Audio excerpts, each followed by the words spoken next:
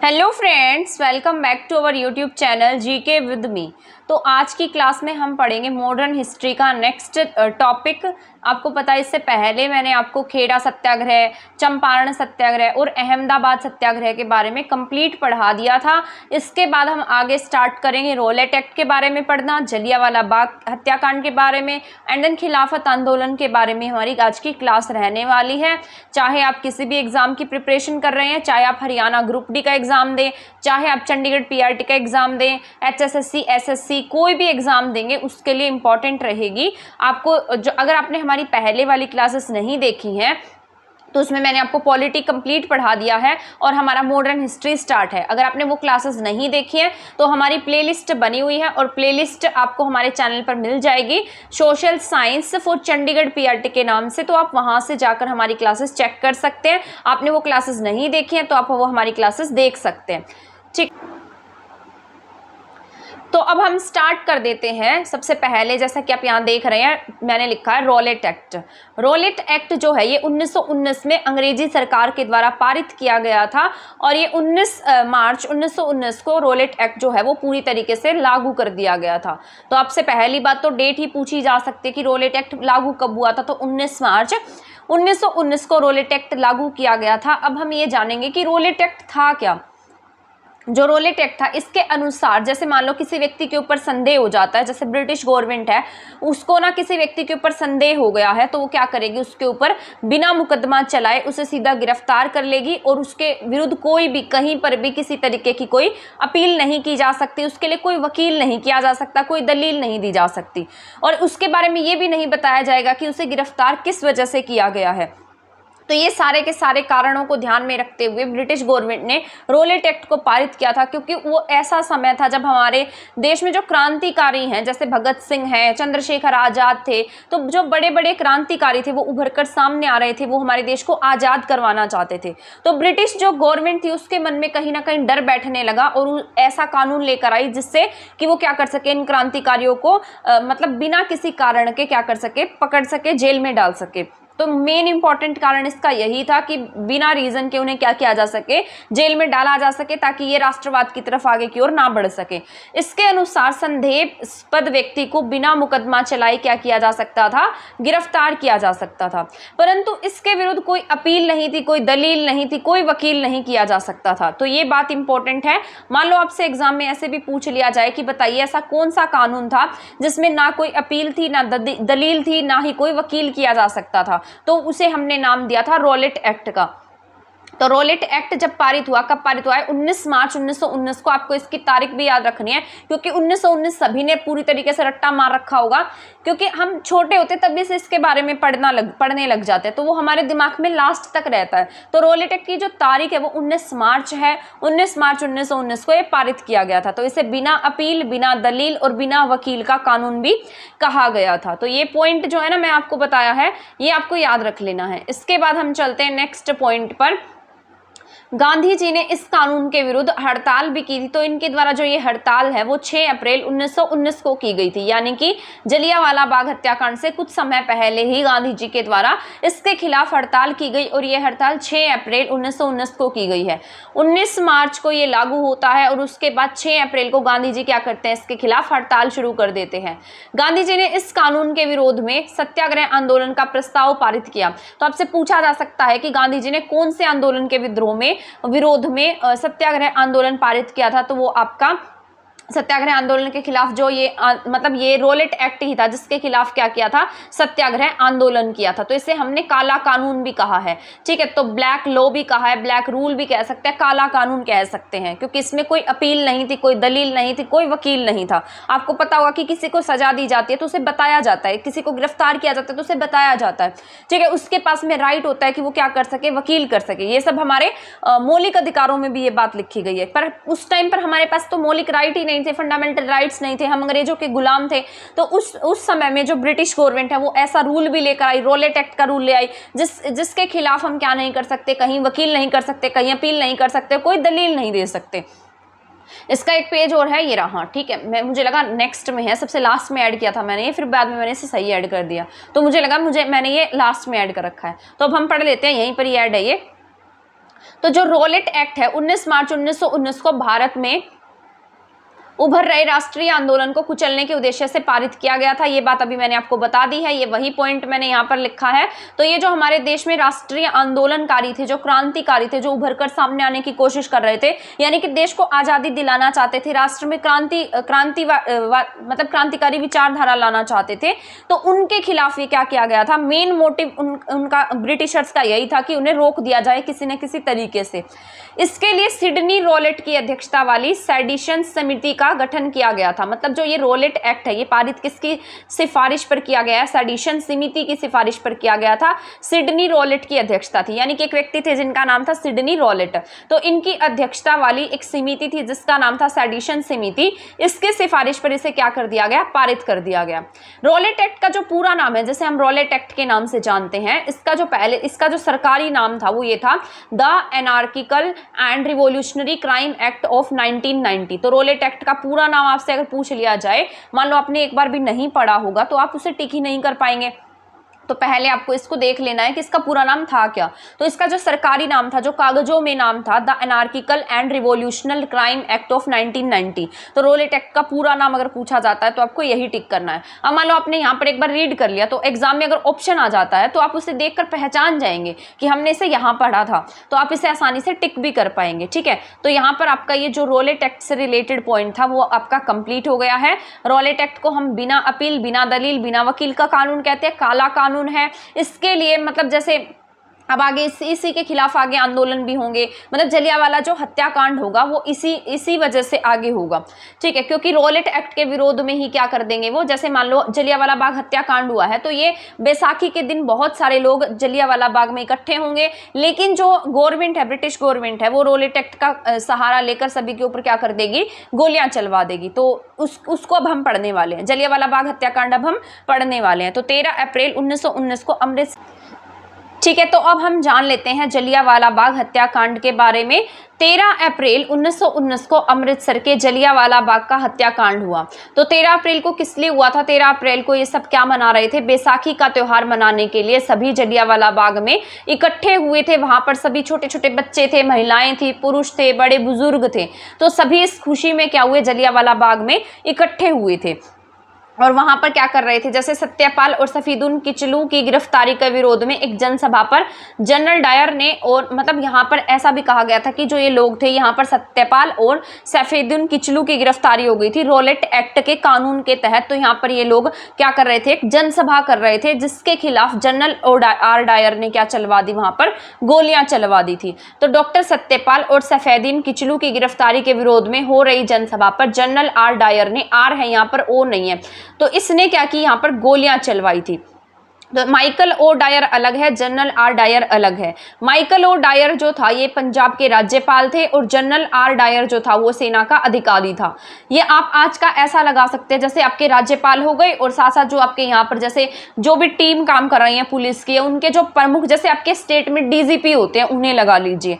तो उस टाइम पर भी ये ऐसे ही थे। तो वहाँ पर जो लेफ्टिनेंट गवर्नर थे, या राज्यपाल कह सकते हैं हम, सॉरी लेफ्टिनेंट तो नहीं, गवर्नर कह सकते हैं। तो जो उस समय के गवर्नर थे उनका नाम माइकल ओ डायर था और साथ साथ जो सेना के अधिकारी थे उनका नाम जनरल आर डायर था। तो जो गोलियां चलवाई थी वो किसने चलवाई थी, जनरल आर डायर ने चलवाई थी। वो बड़े बड़े टैंक लेकर इस तरीके से जलियांवाला बाग में पहुंचा था। वहां पर एक छोटा सा गेट था जहां से उन्हें बाहर जाने की परमिशन दी गई थी और कुछ टाइम दिया गया था कि इतने टाइम तक आप बाहर जा सकते हैं। लेकिन इतने छोटी सी जगह से मतलब कोई कैसे जा पाता, और चारों तरफ एक तरीके से जो टैंक वगैरह होते हैं, गोला बारूद, और एक सभी गेट बंद कर दिए गए और सभी को वहां पर इकट्ठा, मतलब वो सभी वैसे भी जनसभा थी तो सभी वहां इकट्ठे थे।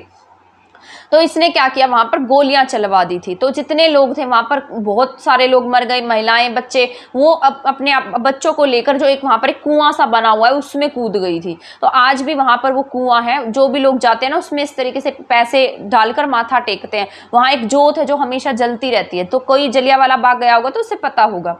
तो सरकारी रिपोर्ट के अनुसार, मतलब जो गवर्नमेंट थी उसने जो रिपोर्ट दी, गवर्नमेंट तो क्या ब्रिटिश गवर्नमेंट ही थी उस समय, तो जो ब्रिटिश गवर्नमेंट थी उसने जो रिपोर्ट दी उसके अनुसार ऐसा कहा गया कि इसमें 379 व्यक्ति ही मारे गए हैं, लेकिन कांग्रेस के अनुसार वहां पर 1000 से 1500 व्यक्तियों के मारे जाने की खबर आई थी। मतलब इन्होंने कहा था, कांग्रेस ने कहा था कि वहां पर 379 पीपल नहीं मारे गए, इतनी गोलियां चलाई गई हैं कि उसमें 1000 से 1500 लोगों की डेथ जरूर हुई है। इसमें एक व्यक्ति थे जिनका नाम था हंसराज। तो ये हंसराज व्यक्ति थे, एक भारतीय थे जिन्होंने डायर का क्या किया था, सहयोग किया था। तो जलियांवाला बाग हत्याकांड में ऐसा पूछा जाए कि कौन सा भारतीय था जिसने जनरल डायर का सहयोग किया, जनरल डायर का साथ दिया, मतलब भारतीयों को मरवाने में, तो उसका नाम था हंसराज। जलियांवाला बाग हत्याकांड, अब यहाँ पर हत्याकांड हो गया, पूरी तरीके से आंदोलन जोरों शोरों पर था, लोगों के मन में एक तरीके से बहुत क्रांति की भावना आ गई इस सबसे कि हमारे लोगों को बिना किसी काम के नियत थे लोगों को मारा गया, बच्चों को मारा गया, महिलाओं को मारा गया। कितने सारे लोग जो थे, जो एक तरीके से बैसाखी के फेस्टिवल में आए थे, घूमने के लिए आए थे, तो वहां पर किस तरीके से उन्हें अपनी जान गंवानी पड़ गई। तो जलियांवाला बाग की हत्याकांड की एक तरीके से ये कह सकते हैं कि फॉर्मेलिटी के लिए एक रिपोर्ट बनाई गई, एक आयोग का गठन किया गया जिसे नाम दिया गया हंटर आयोग, लॉर्ड हंटर। एक हंटर आयोग बाद में आएगा, वो ये नहीं है, ये अलग आयोग है। ये जलियांवाला बाग हत्याकांड की जांच के लिए ब्रिटिश गवर्नमेंट ने ही बनाया था। तो 19 अक्टूबर 1919 को, कहीं कहीं पर ये 17 अक्टूबर भी लिखा है, ठीक है, तो ये देख लेना। 19 अक्टूबर 1919 को लॉर्ड हंटर की अध्यक्षता में एक कमेटी का गठन किया गया।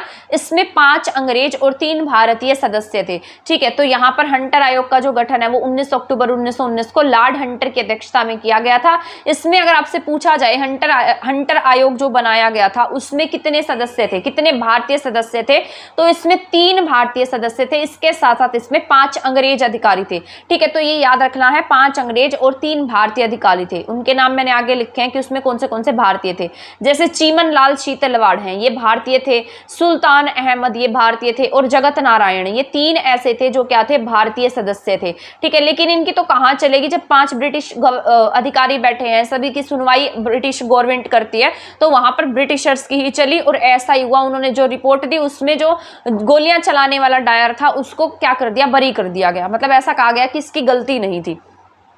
तो कांग्रेस ने जलियांवाला बाग हत्याकांड की जांच के लिए मदन मोहन मालवीय के नेतृत्व में एक खुद से आयोग बनाया। इसमें अन्य सदस्य कौन कौन शामिल थे, मोतीलाल नेहरू शामिल थे और इसमें गांधी जी भी शामिल थे। तो कांग्रेस ने जलियांवाला बाग हत्याकांड के लिए क्या बनाया, एक आयोग का गठन किया, और उस आयोग की जो लीडरशिप थी, जो नेतृत्व था, वो कौन कर रहा था, मदन मोहन मालवीय जी कर रहे थे। इसमें अन्य सदस्य थे मोतीलाल नेहरू और गांधी जी। तो ये बात याद रखनी है, इसमें मोतीलाल नेहरू थे और कौन थे, इसमें गांधी जी भी शामिल थे। जलियांवाला बाग जो है वो कभी किसी एक जल्ली नाम का व्यक्ति था जिसकी क्या होता था, संपत्ति हुआ करता था। तो जो आज का जलियांवाला बाग है वो किसकी संपत्ति था, जल्ली नाम के व्यक्ति की संपत्ति था। तो जलियांवाला बाग का जो मुख्य कारण था ना, वो रोलेट एक्ट ही था। इसमें उन दो लोगों की गिरफ्तारी थी, सफीउद्दीन किचलू और साथ साथ एक नाम और था उसका, किचलू था, और हाँ, किचलू और डॉक्टर सत्यपाल, ठीक है। तो ये 2 नाम थे। इसके बाद यहाँ पर ऐसा, मतलब इस रोलेट एक्ट में 2 साल तक की जेल हो जाती थी और कोई भी अपील नहीं हम कर सकते थे। तो ये आपका था रोलेट एक्ट जो आपका कंप्लीट हो गया। आई होप आपको ये समझ में आ गया होगा। तो रोलेट एक्ट 1919 में पारित हुआ है। इसके साथ साथ जलियांवाला बाग हत्याकांड 13 अप्रैल 1919 को हुआ है। 6 अप्रैल 1919 को महात्मा गांधी जी ने क्या किया, रोलेट एक्ट के खिलाफ हड़ताल की थी। 19 मार्च 1919 को रोलेट एक्ट पारित हुआ था। 13 अप्रैल 1919 को आपके यहाँ पर जलियांवाला बाग हत्याकांड होता है। 19 अक्टूबर को हंटर आयोग का गठन किया जाता है। उसमें 5 ब्रिटिश अधिकारी होते हैं, साथ साथ उसमें 3 भारतीय होते हैं। उसमें शीतलवाड़ है, ठीक है। इसके साथ साथ एक वो नारायण थे और एक वो मुस्लिम व्यक्ति थे जिनका नाम था सुल्तान अहमद, ठीक है। तो आपको ये याद रख लेना है। अब हम चलते हैं नेक्स्ट पॉइंट पर, खिलाफत आंदोलन पर। तो खिलाफत आंदोलन क्या था, मतलब इस तरीके से इसके क्या रीजंस रहे थे, इसमें गांधी जी ने का साथ क्यों दिया था, ये सारी बातें हमारी जान लेनी जरूरी है, ठीक है। तो ये भारतीय मुसलमानों का मित्र राष्ट्र जो टर्की था, टर्की के विरुद्ध ब्रिटेन जो गवर्नमेंट थी, ब्रिटिश गवर्नमेंट थी, जैसे फर्स्ट वर्ल्ड वॉर खत्म हुआ तो उन्होंने टर्की को डिवाइड कर दिया। और जो टर्की है उसे तुर्की के नाम से जानते हैं आज तो हम। तो ये वहां पर ज्यादातर ना मुस्लिम जनसंख्या रहती है और वहां पर खलीफा का समर्थन करते हैं ये लोग। तो खलीफा के समर्थन में ये क्या था, एक तरीके का आंदोलन था, क्योंकि फर्स्ट वर्ल्ड वॉर खत्म होने के बाद में जो ब्रिटिश गवर्नमेंट क्योंकि जो आपका ये मतलब ब्रिटेन के खिलाफ जो तुर्की है उसके खलीफा के समर्थन में ये आंदोलन था, क्योंकि जो फर्स्ट वर्ल्ड वॉर है, फर्स्ट वर्ल्ड वॉर में जो ब्रिटिश गवर्नमेंट थी उसने मतलब बहुत जगह पर जीत हासिल की थी, तो उसी तरीके से जो तुर्की है वहां पर खलीफा का शासन था। तो इन्होंने क्या कहा कि आज के बाद यहाँ से खलीफा का जो पद है वो हटा दिया जाएगा। तो पूरे देश के जो मुसलमान हैं वो एक हो गए थे। तो उसी प्रकार से भारत में भी कुछ मुसलमान थे, तो भारतीय मुसलमानों का मित्र राष्ट्रों के विरुद्ध, विशेषकर ब्रिटेन के खिलाफ, क्योंकि ब्रिटेन ऐसा था जो सभी को अपनी कॉलोनी बनाकर रखना चाहता था, हर जगह अपना शासन स्थापित करना चाहता था, उनके खिलाफ तुर्की के खलीफा के समर्थन में क्या था, ये एक आंदोलन था। वो नहीं चाहते थे कि ये खलीफा का जो पद है वहां से हटा दिया जाए। तो ये बात आपको याद रख लेनी है। वहां पर मैंने आपको भी 19 अक्टूबर 1919 वहां लिख दिया था ना, तो 17 बताया था, वहां 17 नहीं आएगा, यहां पर आएगा। ठीक है, तो 17 अक्टूबर 1919 को समूचे देश में खिलाफत दिवस के रूप में मनाया गया। तो कहीं कहीं पर ये 17 लिखा है, कहीं कहीं पर 19 लिखा है, तो इसे ध्यान रखना है। ठीक है, वहां पर 17 नहीं आएगा, वहां 19 ही आएगा। तो 19 अक्टूबर 1919 को समूचे देश में खिलाफत दिवस के रूप में मनाया गया। तो आपसे पूछा जा सकता है कि खिलाफत दिवस कब बनाया गया है, तो 17 अक्टूबर या 19 अक्टूबर में से जो भी डेट दिखाई देगी वो दोनों टिक कर देना। ल्यूसेंट में ये डेट 19 अक्टूबर लिखी गई है और किसी किसी बुक में ये डेट 17 अक्टूबर लिखी गई है। तो कई ना ऐसे डाटा होते हैं जो ऑथेंटिक नहीं होते हैं, उनके बारे में पता नहीं होता है और हर बुक उसको अलग अलग लिख देता है। कहीं कुछ डेट लिख दी जाती है और कभी कहीं कुछ डेट लिख दी जाती है। तो हमें दोनों ही पढ़ लेनी होती है, दोनों में से जो भी आए उसे हम एग्जाम में टिक कर सकते हैं। तो 19 अक्टूबर 1919 को समूचे देश में क्या मनाया गया, खिलाफत दिवस के रूप में मनाया गया। इसके बाद नेक्स्ट पॉइंट है 23 नवंबर 1919 को हिंदू और मुस्लिम की एक कॉन्फ्रेंस हुई, जिसकी अध्यक्षता किसके द्वारा की गई, महात्मा गांधी के द्वारा की गई। मतलब महात्मा गांधी ने जो खिलाफत बंधु हैं इनका साथ दिया था। इसमें शौकत अली थे, मोहम्मद अली थे, इन्हें हम अली बंधुओं के नाम से जानते हैं, जो क्या कर रहे थे, इस आंदोलन की इंडिया की तरफ से लीडरशिप कर रहे थे।